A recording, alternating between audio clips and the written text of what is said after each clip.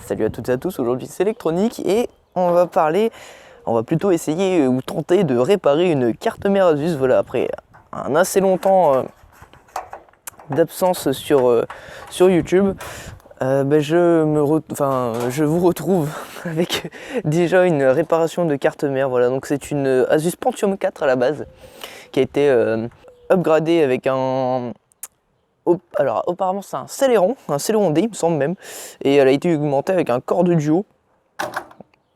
Oups, on va éviter de tout casser, on va enlever le ventirad. Donc actuellement c'est un Celeron D en socket LGA 775, donc les premiers sockets matrice de pastille. Donc, LGA, hop, on va vite refermer ça. Donc voilà, donc c'est bel et bien un Celeron D. Hop, on va voir ça.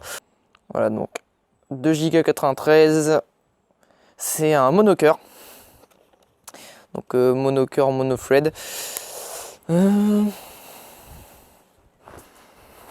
Donc tout simplement ce qui ne marche pas dans cette machine, c'est la carte mère complète. Voilà, si je me souviens bien, rien ne réagit. Il y a vraiment absolument aucune activité ou plutôt vie sur cette carte mère. Donc comme c'est une carte mère datant de cette époque où le billage des boîtiers, si j'ai oublié, c'est pas des boîtiers FPGA, mais c'est des boîtiers avec des billes en gros, hein. C'était très mal soudé parce qu'on venait de passer à l'état ROHS. Et donc tout simplement ce qui permettait de la faire refonctionner, c'était plus communément appelé le rebillage ou aussi reflow.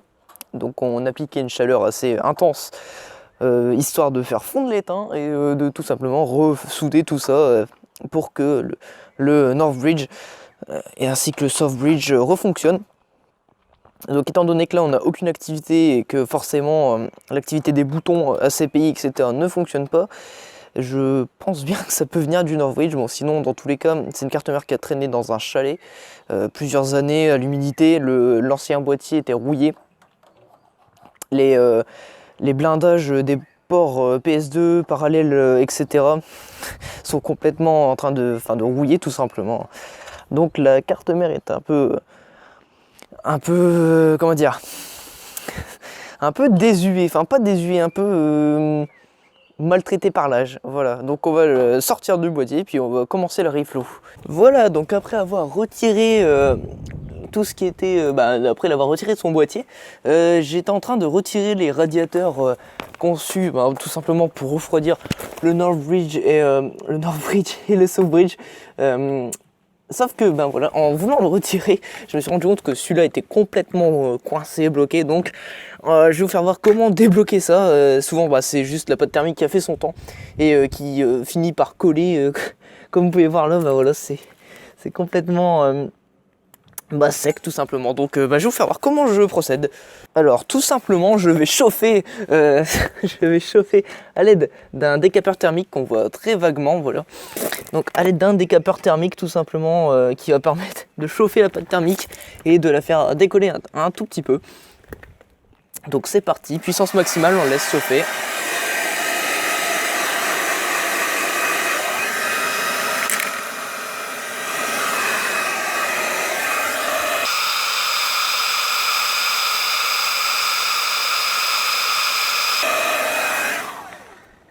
Voilà, donc pas besoin de le faire chauffer trop. Alors vu que c'est chaud, je vais chercher une passe multiprise. Ça va m'éviter de me brûler, donc tout simplement je vais pas essayer de tordre les ailettes, mais juste, voilà, vous voyez que ça bouge, ça vient. Donc voilà, c'est à peu près froid. Et voilà, c'est venu tout seul. Et donc, regardons la gueule que... Oh la vache, je me suis reroulé, vous voyez. Donc oui, tiens, une toile d'araignée, sympathique. Donc oui, c'était bien complètement sec. Voilà. Voilà, donc je vais vous soulever, puis je reviens après. Donc une fois tout ça enlevé, on va juste enlever le surplus. Donc, surplus de pâte thermique. Hop. Donc, oh la vache. Le White Spirit, ça marche très bien comme pourrait conseiller Electronic Earth. Donc j'emmène. Voilà, donc l'utilité annexe du White Spirit. Voilà, hop. Donc c'est une ATI XP 450. Je suis pas si fort que ça pour... Allez, on va juste... Non, on va laisser le processeur, c'est pas grave. Juste éviter de faire fondre un peu tout. Et sachant que le Northbridge est à côté de condensateurs, d'ailleurs Panasonic, éviter de les cloquer ou de faire fondre le PCI Express. Enfin, PCI Express, si... dénomination PCI, je suis pas si fort que ça. Ça viendra avec le temps, hein. N'hésitez pas, si je dis des conneries, à me reprendre dans les commentaires. Voilà, c'est toujours intéressant d'avoir de l'expérience d'autres personnes, hein, ne pas se refermer à soi-même. Bref, donc c'est parti. Donc ça m'étonnerait pas que ce soit le Northbridge, soit la carte graphique. Donc c'est parti. Voilà, c'est super.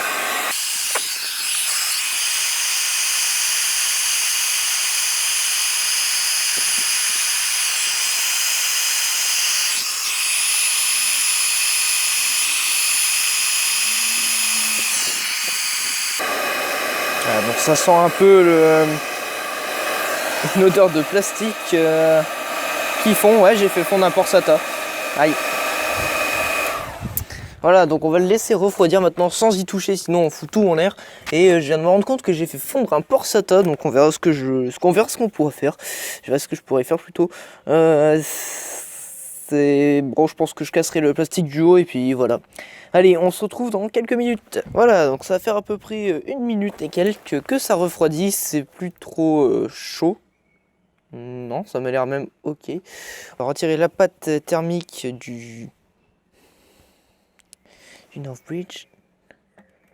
Alors, est-ce que j'ai encore assez de White Spirit? Oui, c'est bon.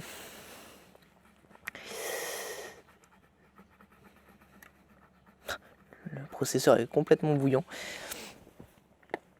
Bien, mince, j'ai oublié de faire ça, on va le nettoyer juste après.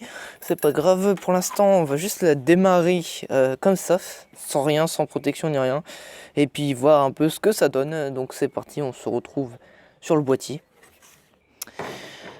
Voilà, donc on va remettre la carte mère dans le boîtier. Donc vous pouvez voir qu'il y a un cable management d'une qualité incroyable. Bon, ce sont des boîtiers grand public, hein, donc il n'y a pas réellement besoin de cable management. Alors attendez, on va faire ça en dehors de caméra.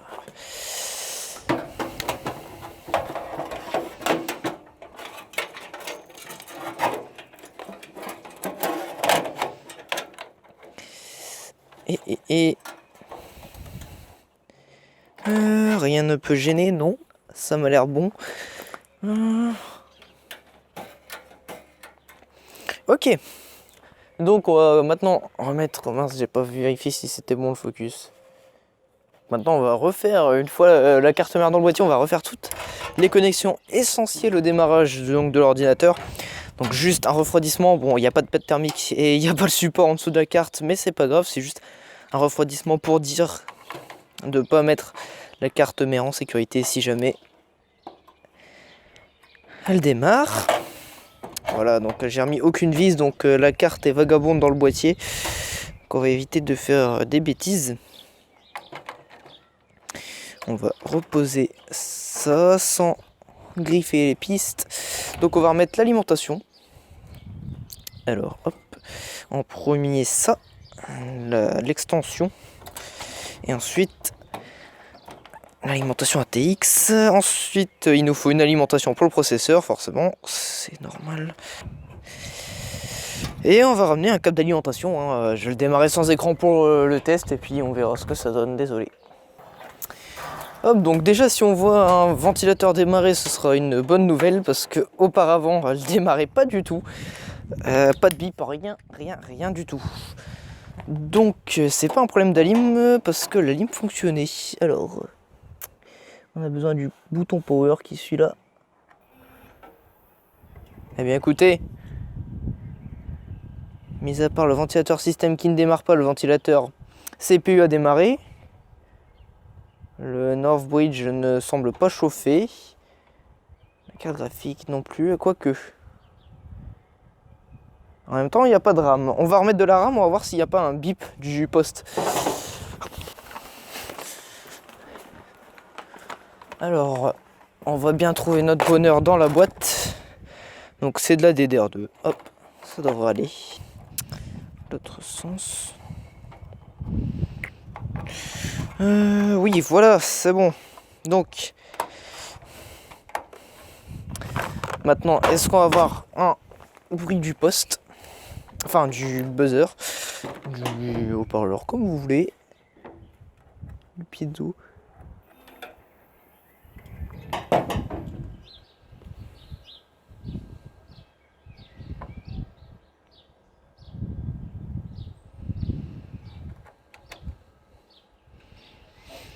Bon, j'ai pas de bip. Je pense que le mieux, ce serait de ramener un écran pour voir ce que ça donne. Donc tout simplement, on va brancher l'écran sur le Asus et on va voir ce que nous donne ce qu'affiche l'ordinateur. Je suppose rien, mais au moins tant que le ventilateur tourne, il y a au moins une lueur d'espoir. Alors,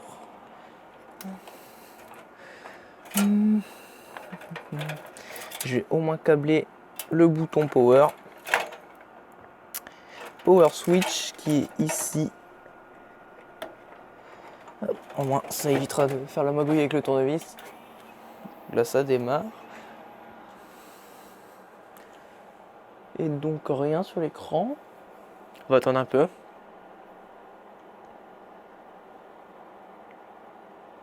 Alors peut-être que ma RAM n'est pas de la bonne... n'est pas compatible tout simplement, ou peut-être que le processeur n'est pas compatible, mais ça m'étonnerait car c'était celui qui était dedans. Enfin, il y avait un Pentium 4 avant, mais il est plus là. Et où est-il passé? J'en ai aucune idée. On va essayer de changer la RAM et voir ce que ça donne. Ça se trouve c'est juste un problème de compatibilité avec la RAM ou de slow de RAM qui fonctionne pas. Je vais tenter juste le deuxième avant de la changer.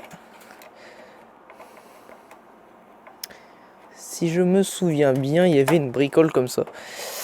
Hop, on va remettre l'alimentation.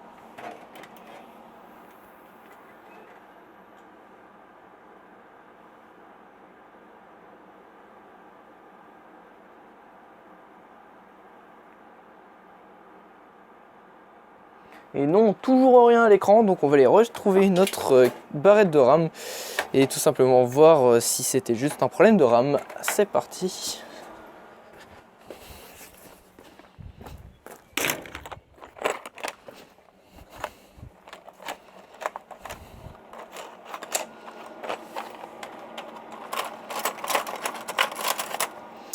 Ouais, une barrette de RAM Nanian. Normalement c'est de la DDR2, ça devrait passer, ça devrait marcher plutôt.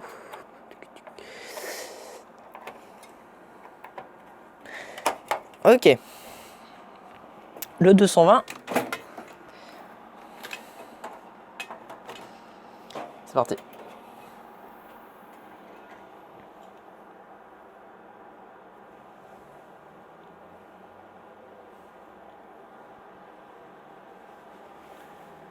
Alors aussi ça peut être un problème de carte mère qui ne veut pas démarrer sans sa pile CMOS. Des fois ça arrive.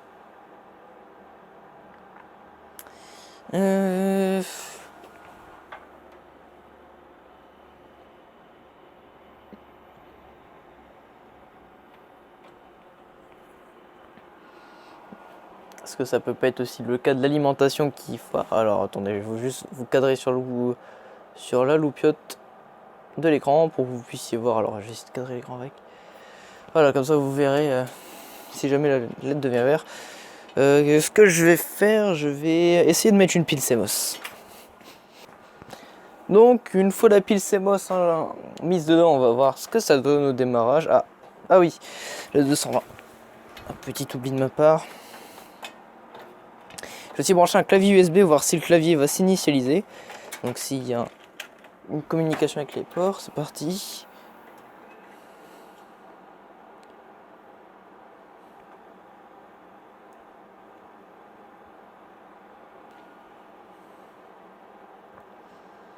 Et donc non, pas d'initialisation du clavier, pas d'initialisation nulle part, ni l'écran, rien du tout.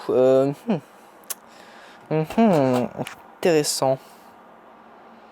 Est-ce que le temps l'a rattrapé et l'a tout simplement tué? Ça ferait la 3e carte mère morte. Tout simplement une Acer, une autre Asus qui n'a pas voulu, qui faisait exactement le même symptôme, et une Asus encore. Donc toujours le même symptôme, elle démarre, absolument rien à l'écran. En fait c'est fantôme quoi, ça démarre, c'est fantôme. Est-ce que ce serait pas un problème du BIOS? Est-ce que c'est vraiment... si vous avez une supposition d'idée, si vous pouvez la mettre dans les commentaires ou un... Voilà, parce que là je sèche complètement, ça me fait mal au cœur de jeter ma 3e carte mère, même si j'en récupère d'autres. Ça fait toujours mal au cœur, hein, parce que c'est un ordinateur, c'est la pièce centrale de l'ordinateur, donc... si vous avez quelque chose que j'aurais peut-être oublié, hein, ça peut arriver, moi je suis preneur. Voilà, donc c'était rebillage à la manière la plus chaotique. Enfin, cela dit, ça marche, hein, ça marche plutôt pas mal. Mais voilà, donc c'est une réparation qui n'aboutit pas, ça me frustre un peu car c'est quand même... Bon, c'est pas non plus les plus grosses pannes, hein. J'ai quand même dépanné d'autres Asus qui fonctionnaient. C'est pas non plus une grosse défaite en fait. Parce que voilà, ça fait 3 cartes mères, mais bon, il y avait tous une histoire derrière, hein. Il y en a une qui m'a fait de la fumée au démarrage, hein. un amas de fumée. Et bon voilà, je vais arrêter de raconter ma vie et je vais vous laisser sur ça. Voilà, pour la prochaine vidéo, donc ce sera certainement par partie parce que... Voilà, après quelques recherches, après quelques fouilles, des rebillages mieux faits, plus longs, etc. On verra ce que ça donnera et puis je vous souhaite un bon confinement. Prenez soin de vous et puis à la prochaine.